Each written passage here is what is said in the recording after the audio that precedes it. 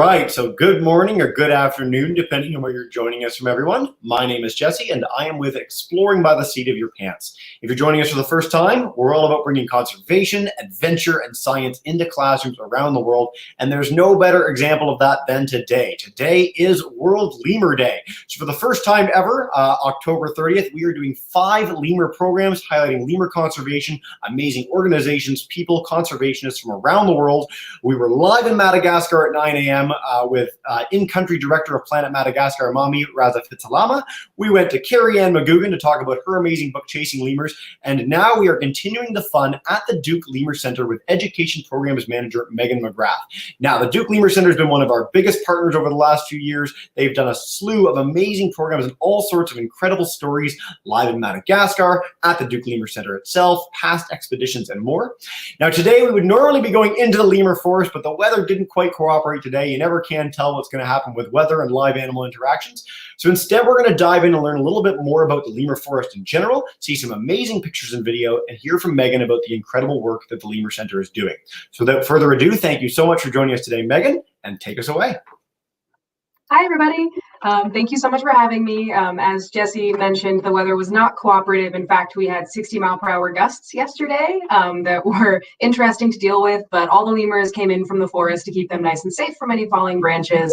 And we're getting into some colder weather for our winter season, so they don't always have the same access to the forest. And if you're wondering how we get them in from the forest, how we regulate all of that, I'm going to talk about that during the presentation. So I'll switch over to what you're actually here to see, which is the lemurs themselves. So this is a photo, a recent photo of 2 of our mongoose lemurs, Carolina and Nacho, who live in one of our natural habitat enclosures. And we're going to talk a little bit today about how we end up with lemurs in the forest here, how we make sure that the lemurs are safe in the forest and that we know kind of where they are and how we get them to come back in from the forest when they're having so much fun out there. So we can go ahead and start. I am going to start with a little bit of background on me, just to give you an idea of how you get into this field. So I did my undergraduate degree in psychology, international studies. I was interested in languages and cultures and animals, and I didn't really know what I wanted to do with my life. I wasn't one of those people who knew right away I wanted to be a researcher or I wanted to be an educator. In fact, I swore up and down I didn't want to be an educator. But I fell into an internship with lions and tigers, fell in love with it, loved everything about it, started in animal care, started telling people about animals. And basically what I'd been doing my whole life turned out to be a great career path, which is just babbling to people about all the cool animal facts that I knew. So I wanted to include that for all of you to know that you don't have to be a researcher. You don't have to know that you love cell biology or science or anything like that. There's lots of ways to work with animals and to work in conservation and education. So don't necessarily close yourself off to what you think you're going to be good at or what you think you might want to do, because who knows, you might end up sitting on the ground with some lemurs one day. And then a little bit about the Duke Lemur Center. So there's a lot about the Duke Lemur Center. I don't want to bore you with all the details, but one of the things that makes the Duke Lemur Center so incredibly unique is that we are not just a collection of over 200 lemurs living here in Durham, North Carolina. We're not just a non-invasive, non-harmful research facility. We're also not just a conservation program that's been running in Madagascar for over 35 years. We've got our education program. We have a conservation breeding program helping us keep what we call a genetic safety net for all of these lemurs living here in human care and across the world in human care. And we also have an entire fossil division that's done over 75 expeditions to find fossils and remnants of the story of lemur evolution and primate and even human evolution. So the Lemur Center does many, many things. And it's all at this one central hub here at Duke. But we also have branches. We have an office in Madagascar, and we have touch points and collaborators all over the world that we work with. So it's a huge operation, and there's a lot I'm happy to answer questions about, but I know why you guys came here today, so let's get right into that. So from now on, I promise it's just lemur videos. We're not going to look at any more boring text. So I wanted to start off with a video that shows you exactly what it looks like if you were to walk out on a tour here in one of what we call our natural habitat enclosures. So this is Natural Habitat Enclosure number 2. We have 9 in total, and I took this video earlier this year.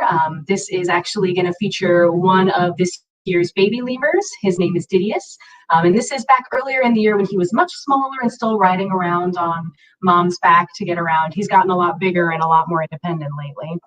All right.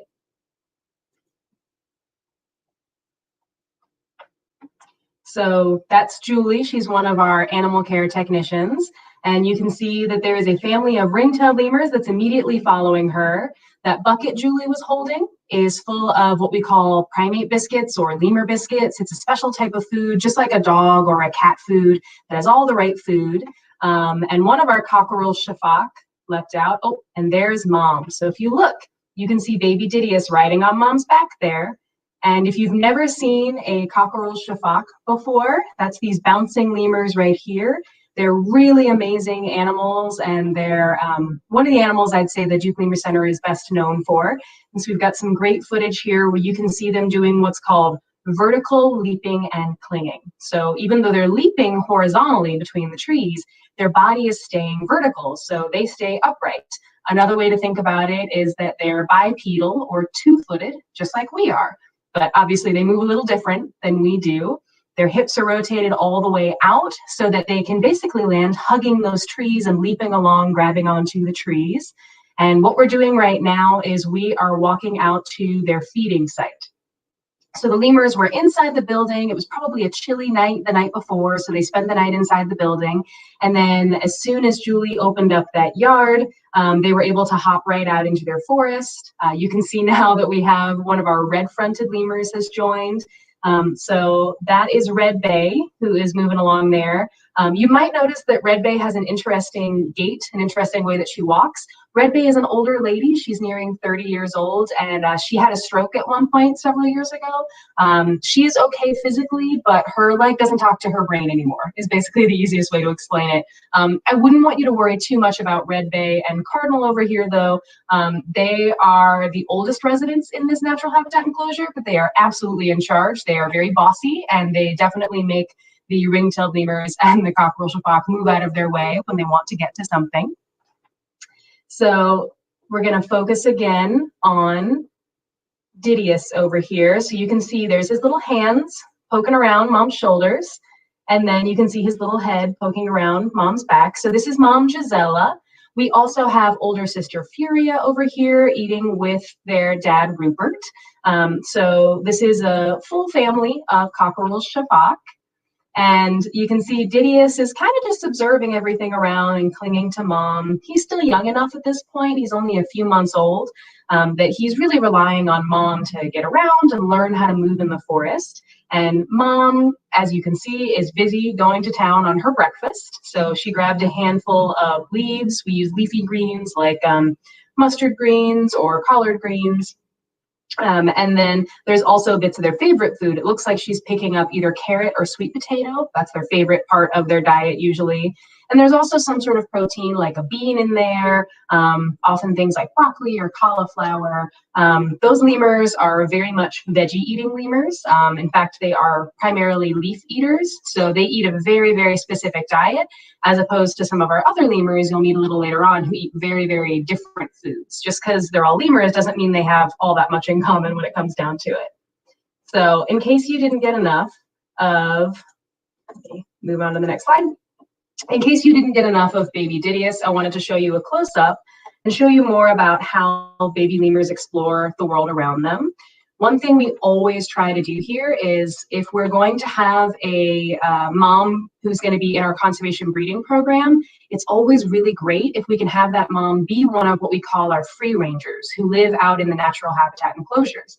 Because babies who grow up clinging onto mom and hopping around in the forest, once they get big enough, they learn how to navigate the forest and how to move from watching their mom and their big siblings and their dad.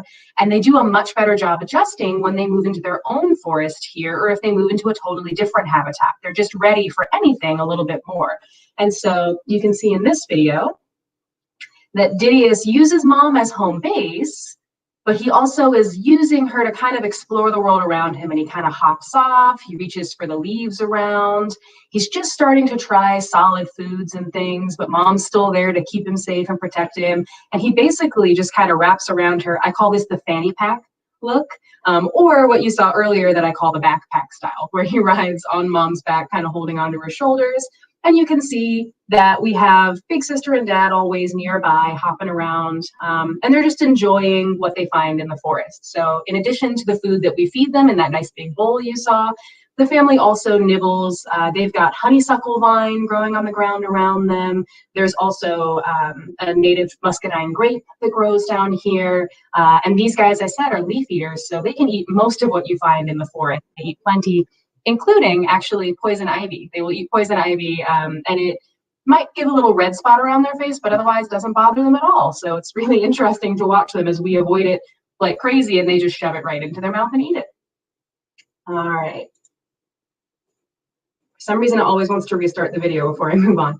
So the next thing I want to show you is if they have so much fun when they're out in the forest, how do we ever get them to come back in?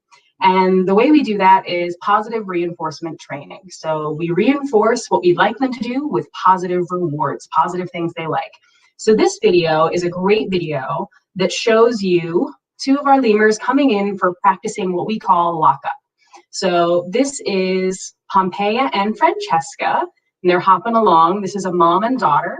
And if anyone is familiar with the show Zaboomafoo, made by the Kratt brothers who made Wild Kratts, Francesca in this video, who's right here, we're going to focus on her, is actually the granddaughter of the lemur who played Zaboomafoo on the show. She's the granddaughter of Jovian. And so you can see they've hopped right over to their primary caretaker, Melanie. What she did is she was whistling. You couldn't hear it on the video, but she was whistling 2 times. And then they hopped right in from the forest. They hopped right into this secondary enclosure. And you can see they're digging right into their food. Now, what Francesca's eating right now is their absolute favorite snack in the world, and that is peanuts. So we give them the peanuts still in the shell, and they love opening up that shell. You can see that Melanie is able to go ahead and practice the lockup by shutting the doors for them. And Francesca does not care at all. She is busy eating that peanut. She is busy with her favorite snack. So she doesn't mind at all that Melanie has shut the door. That's actually me standing in there with the camera. You can see that Francesca doesn't mind me coming close and videoing her at all. And you can tell this is Francesca because she's got this pink radio collar on. Her mom has a black one. Those radio collars are just a secondary way for us to keep track of who's where. In case these guys ever don't come when Melanie does that whistle and says, hey, I've got your peanuts or I've got your breakfast. If the lemurs don't show up, usually that happens on like a chilly, rainy morning. We want to use that radio collar just to check and make sure they're huddled up safely in a tree, just sleeping in a little bit instead of something being wrong. So we're very aware of where the lemurs are, but we don't have to see them all day long. This is the one time a day that Melanie sees them, gets a really close look, make sure Francesca looks okay, make sure Pompeia looks okay. And as you can see, they didn't mind locking in at all. And shortly after this video concluded, Melanie came back, opened up the doors, and once Francesca and Pompeia were done eating their snack, they hopped back out into the forest to snack on more stuff out in the forest.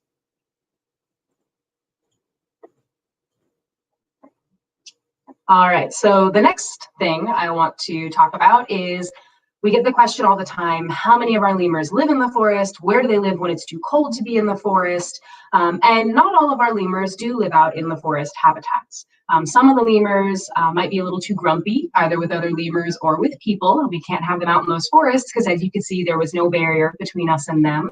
Other lemurs might be a little bit older, might have some trouble with their balance or with climbing up really high. We don't want to put them at risk for any injury. And still other lemurs, there just may not be space for that particular family to live out in the forest. So we have to make sure those other lemurs are taken care of as well. So this is an example of one of our different styles of habitats. And this is actually an old donated corn silo that we've had for many years that we refurbished into a lemur habitat. And you can see a little bit, it's a very, very tall silo. And what we do is we bring the forest into the lemurs. So you can see there's pieces of bamboo, all this branching is from the forest around us, and we fix this to the enclosure often intentionally so that it moves a little when the animal jumps on it or it moves around. And you can see Kalani here. And he is actually grooming himself using his tooth comb. That's a very important lemur characteristic. So he's actually using a row of teeth on the bottom of his jaw that are like a tiny little set of teeth made into a comb.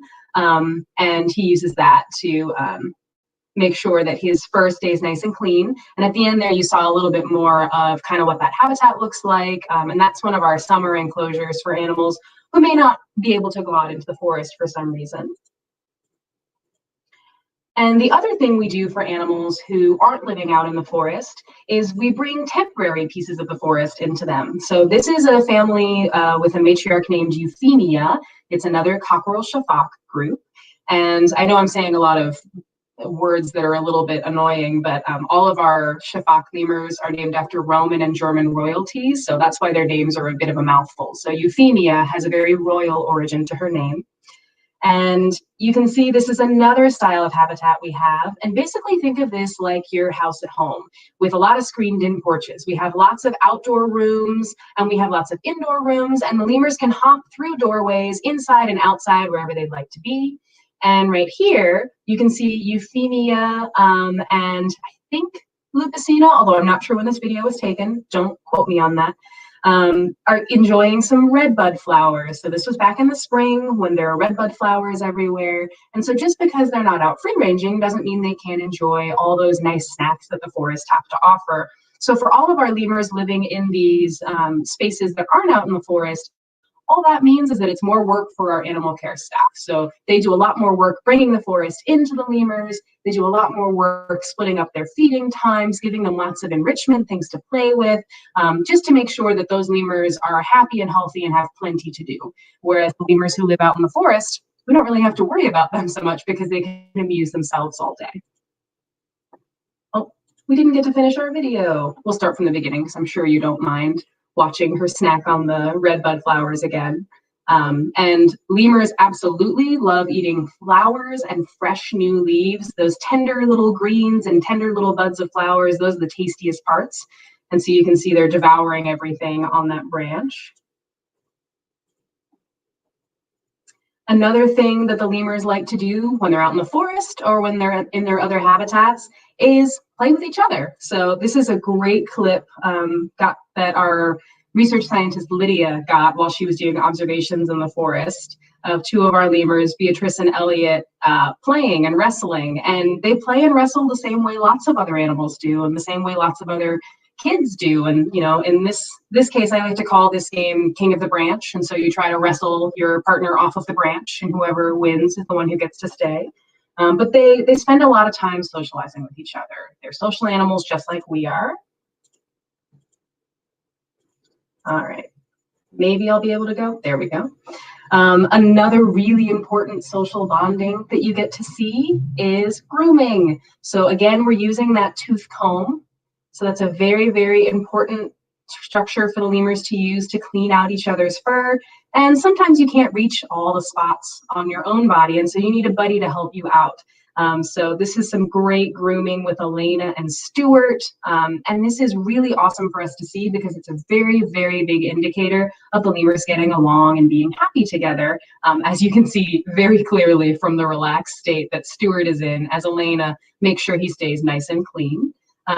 And it's interesting to point out here that Elena, the one who's doing the grooming, is the dominant female, and Stuart's enjoying Elena's attention right now. A lot of people assume that since there's a dominant female, that she's going to be lazy and make everybody else do everything for her, but that's absolutely not always the case. Sometimes she'll actually pin down another family member and say, I'm going to groom you, and that'll be part of her dominance.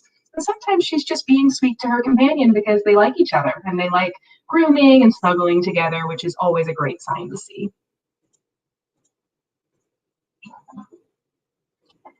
And here's another great ringtail video that you might see if you came out into the forest. These are all from our research scientist, Lydia. And this is Brigitte snacking on a fresh pine cone. So she's snacking on those tender bits that are inside of what you think of a normal kind of spiky pine cone. And you can see she's working her way towards her favorite parts, but she eventually snacks on the top here. So she gets a full bowl of food from the animal care staff every day, but nothing beats fresh snacks out of the forest. And napping, grooming, and snacking are pretty much everything they do in a day out in the forest. A little bit of playing too, depending on the age of the lemur.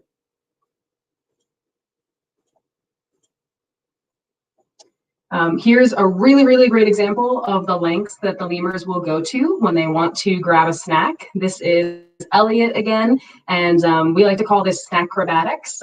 He is hanging from a sapling that has really good fresh leaves right at the end. And so you can see he will do just about anything to get to those tasty fresh leaves, those new leaves that are growing. It's also a great example of just how big cockerel shafak are. They look a lot smaller when they're all bunched up hopping between the trees, but this is a really great view of those really long and powerful legs, those excellent gripping feet that they have. They have gripping thumbs on their hands and their feet, so he can hang easily upside down, and that tail just hangs back as a counterweight to help him balance. And then I think I'm on my last video. Yes, my last video, I wanted to show you where it all starts. So we're back to Didius. And how do you go from little baby Didius riding around on mom's back to being as graceful as Elliot, hanging from that sapling with ease, plucking all those new leaves off?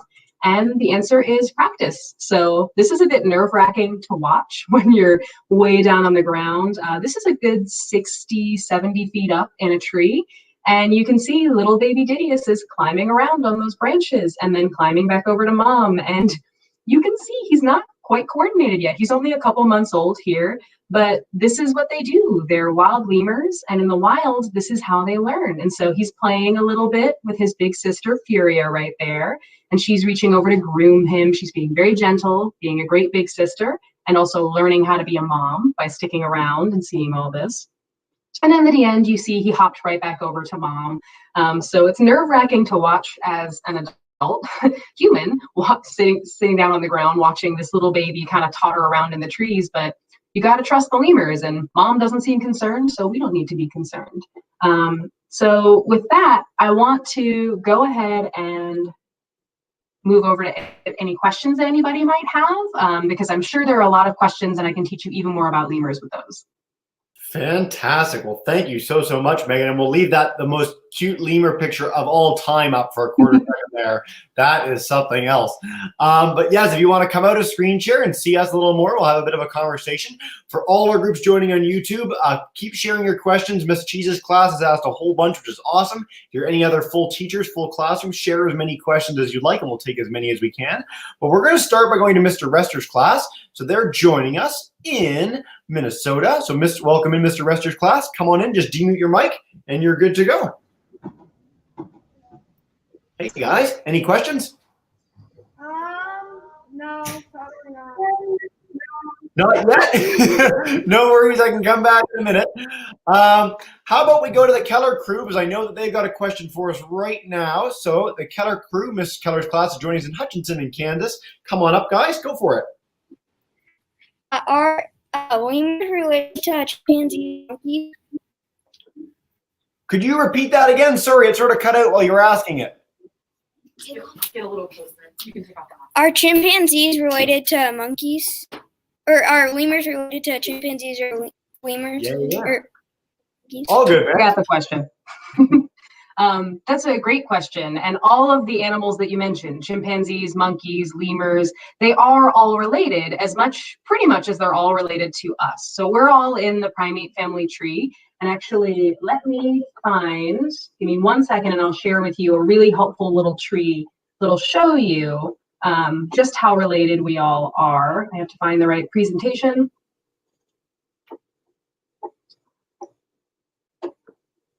All right, here we go. Perfect. I'll bring it up the moment you've got it. Let me see if I can fix which screen I'm doing. All right. Thinking about it. Here we go. There we go. Perfect. There we go. So here we have the primate family tree, and you can see all the way down here is we're related to other mammals. You can see rodents are actually one of the more closely related branches on this tree. Rodents like mice and rats. And then we have our primates starting to evolve. So right here we have the strepsirrhine family. You can see that right here. And then haplorhines. Tarsiers are a very weird ancient primate that's in a weird space in between the two. But all of our lemurs fall here on the strepsirrhine family tree. And you can see all of the ones to the left of here, that's all animals you find only in Madagascar, the lemurs in Madagascar. Some close relatives outside of Madagascar would be the galagos or bush babies, or lorises found in Asia. And then whoop, all the way up here, we have humans up at the end of this tree with the apes. So that would include chimpanzees, gorillas, and then we have our two families of monkeys in between. So this gives you a rough idea of where we all fall on the family tree. But the fascinating thing to think about is even with all this distance, lemurs branching off about 60 million years ago, humans coming along so much later, there's still only a few percentage points of DNA that are actually different between us. So we have a lot more in common than we do that's separate, which is really cool. Yeah, fantastic. Way to go to have that chart so readily handy. Thanks, Megan. All right, let's go to Ms. Redmond's class, joining us in the delightfully named Cottage Grove, Minnesota. If you guys have a question, come on up. Yes, we had a question about the size of lemurs, including how long their tails are. That is a great question, and I'm going to give an answer that I give a lot, and I don't mean to be cheeky, and that is, that depends. So there are lots of different types of lemurs, and I'm going to see if I can find you more examples and photos while I talk. But basically, lemurs range in size from the tiny mouse lemur, which is literally the size of a mouse. There are lots of different species of mouse lemur, but the smallest one is actually only about 2 inches. And the tail is about that long too. All the way up to the indri, which is the largest lemur that is living today. And that is a lemur that stands maybe as tall as some of our viewers today, but stands about 3 feet tall. And if you stretch them all the way out with their arms and legs, it'd actually be closer to 4 feet. And that indri is a remarkable animal that you'll only find in Madagascar. So you're not going to find them in human care at places like the Duke Lemur Center. They're a little too delicate and they have to stay in Madagascar. I also want to point out that there are lots of extinct lemurs that some of them were even bigger. So I'm going to go all the way back to the beginning and show you some of my pictures. Here we go. Cool. While you're doing that too, you mentioned the indri. When you're done this broadcast, go straight to YouTube, indri. Check out the indri's call. It's one of the coolest things in all of nature. But yes, let's bring up that presentation. There you go. There we go. So here you can see on the slide about the Duke Lemur Center, we've got some medium-sized lemurs here. This is a red-ruffed lemur. These are blue-eyed black lemurs. That's a baby. This is the skeleton of a lemur called Paleopropithecus, which was a very early relative of the branch that eventually became the copperel shafak. And actually, there's an even larger lemur than this, Megalatopus, that was the size of a small gorilla. That actually was alive within the last 500 or 600 years, so only very recently went extinct. And then right down here in the bottom, we have our tiny mouse lemur, which is the smallest. So you've got a wide range in lemurs about how big they are, how small they are. Most lemurs have a nice long tail to help them balance. The indri that we mentioned, the largest lemur, actually just has a short little bob's tail. It's very cute and very unusual for lemurs. Nice. Thanks, Megan. All right. Yeah, let's go to Miss Thiessen's class. They're joining us in Surrey, British Columbia. Miss Thiessen's, come on in and go for it. Go, stand up here. There we go. Is raccoon related to chimpanzees? No, lemurs. I mean lemurs. So we get that question all the time, and it's because people often get raccoons and ring-tailed lemurs mixed up because they both have striped tails, they're both small. But if you actually look at a side-by-side, I should have made a slide ready for this. I should have seen this coming. If you actually look at them right side by side, they do look pretty different. Raccoons have a much wider face, they have different noses, different ears, but at a distance, absolutely, they can have a lot of similarities. Raccoons are not in the same family. Raccoons are in a family called Procyonidae, which is a family that includes lots of familiar animals we have in North America. And raccoons are very smart, which I think is also one of the reasons that it gets confused. And they have almost primate-like hands. Raccoons are really fascinating, but they are not closely related to the primate family tree. So they're not closely related to lemurs or monkeys or any of those. But as a funny story, we do get calls occasionally from very concerned people who think that they see a lemur crossing the road nearby, and it is a raccoon that they see. So we do get the resemblance a lot. That's awesome. By the way, I think we're going to have to follow up this Lemur Day with a Chimpanzee Day because people are super keen. So we'll do that in like a few weeks, okay? We'll call you guys back. I'm going to head to Joe, joining us in Mount Orab, Wisconsin. She's always got a great question. So Joe, come on in. Go for it. So how old can a lemur get? Another great question, and it's another one where I'm going to have to say it depends. So the tiny mouse lemur that I showed you earlier, like many tiny creatures, actually only lives in the wild sometimes to maybe 6 or 7 years old, although we don't have enough data to know that for sure for all the different mouse lemur species. But if you look at a lemur like that living here, they can live until they're 12 or 13 even. They live a lot longer, but that's a really short lifespan compared to, say, a ruffed lemur who might live into their late teens and their 20s in the wild, or here where they're being spoiled and they have lots of vet care.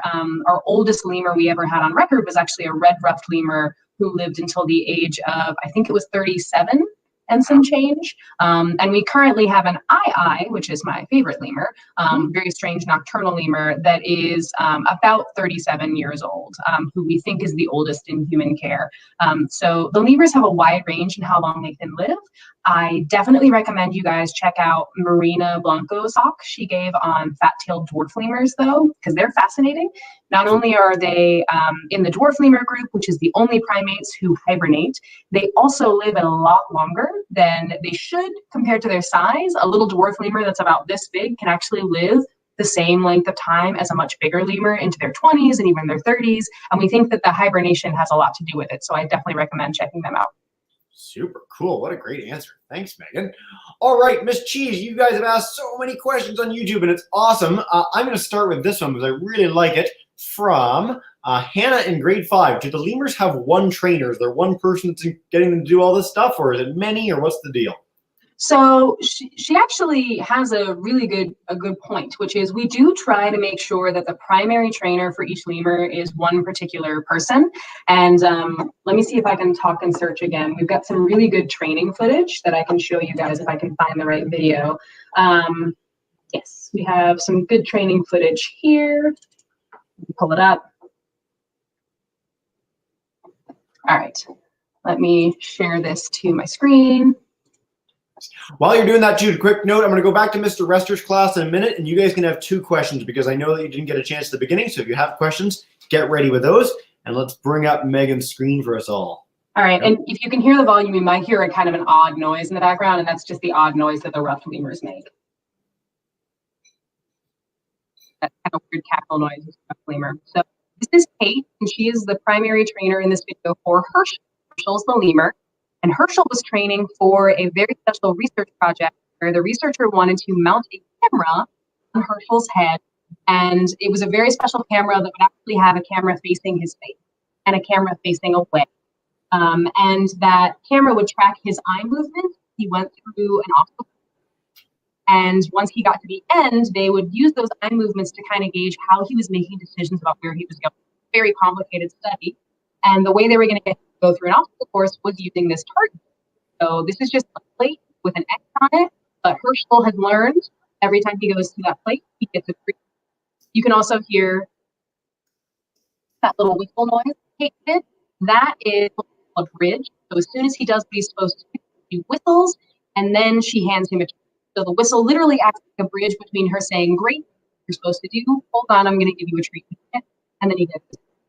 And you can see she kept it nice and short and sweet, and then she can pull that little hat off of him, and then he knows that he's done with the training session. So that's a great example of the amazing things you can do with positive reinforcement training, that none of that was forced on Herschel, that was all done at his pace.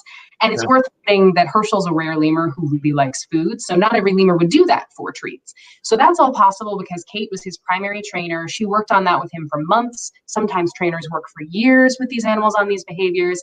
If you switch around and have a different trainer come in, you're almost setting the reset reset button a little bit for a lot of lemurs, where they have to learn to trust again, because lemurs are wild animals. So while we don't have one specific trainer for all the lemurs, we have one trainer who usually works at least the particular behavior with each different lemur living here. And we have one behavioral management curator who kind of oversees all of that and incorporates training as a part of our enrichment, as a part of our research program, as a really, really important part of the lemurs' lives here. Super cool. What a great answer. These videos are so much fun to incorporate in the midst of it because it explains so much so visually for everybody. So thanks, Megan. All right, Mr. Rester's class, I'm coming to you. Then I'll take a few more YouTube and try and take one more from every other class, and we'll go from there. So we'll whip through these. Mr. Rester's class, come on up. How many lemurs have you released into the wild?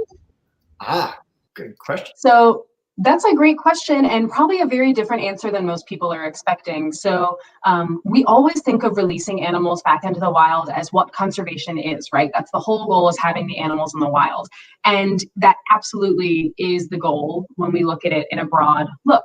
But unfortunately, right now, the biggest thing that is facing lemurs in Madagascar is habitat loss. And what that means is that the places the lemurs are supposed to live are disappearing. And that's because there are lots of people living on the island too, and they have their own concerns. And you're going to hear a lot more about that from James later, so I won't take away too much of his talk. But basically, lemurs are losing habitat and losing food and places to live. So if we just take our lemurs living here and we throw them in Madagascar and we say, okay, go live there, there'll be more lemurs in Madagascar. The problem we're going to run into is that there already wasn't enough space for the lemurs living there, and there already wasn't enough food. So if you take more lemurs and put them in a place where there's already not enough food and not enough space, you're actually going to make the problem worse for the lemurs living there, because then there's going to be even less food and there's going to be even less for them. So what we have to do is two things at once. We have to keep our lemurs happy and healthy here, learn as much as we can from them so we can help their relatives in the wild. And we have to work on conserving their habitat and replanting some of their habitat in Madagascar at the same time. One day, we're really hopeful those two things will meet. But for the most part, we kind of keep those programs separate. There is an exception, though. Way back in the late 90s and early 2000s, I think it was around 2001, we did release some black and white ruffed lemurs, that's the lemur you just saw doing the training, into a specific part of Madagascar where there were some fragmented forests, meaning that there were patches of forest that weren't connected. And so there wasn't a lot of genetic diversity in the lemurs that lived in those little fragmented patches, as roads and things came in and kind of cut off their access to other parts of the forest. So we found that out, and we did a program where we released, I want to say it was around 12 black and white ruffed lemurs back out into the wild. And we were able to track them long enough to figure out that many of them did survive and actually integrate with the wild populations and were able to breed and introduce their genetics. It was a very long process teaching them how to be more wild. It was a very long process figuring out how to get them over to Madagascar without introducing a new disease or a parasite or something like that. And it was a very time-intensive and money-intensive process for a very, very specific project.